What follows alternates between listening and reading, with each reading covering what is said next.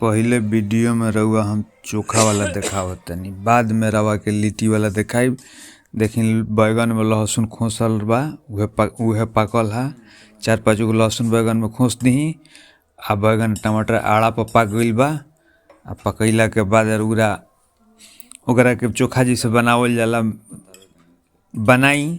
रउआ तो चोखा बनावे में का बतावे को बा, उ तो सभे जानता कि चोखा कैसे बनेला। हाँ, अलग से बात नहीं, प्याज आ मुरई के सलाद काट दी मही आ उहे डाला जाला, उहे डाला गइल, चोखा बन गइल। अब रवा के लिट्टी वाला वीडियो देखावत तनी। लिट्टी वाला वीडियो शुरू हो गइल, हाँ शुरू हो गइल।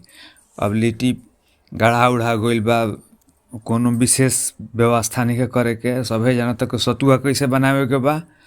रहो सभे जानते कि सतुआ कैसे बनावे के। सतुआ में जो अथी जवाइन मंगरैल जोन डेलाला, अदरक उदरक डाल के ओकरा के बना ली आ फ्रेश से एकदम। तो ओकर बाद जाड़ा के बहुत बढ़िया भोजन बा। हाँ, जाड़ा में हाँ बहुत बढ़िया भोजन बा, देखते बनी। ऐसा बन उन गइल, हम लिट्टी झाड़ के थरिया में आ गइल। आ ओकरा बाद देखी खान खाई ना।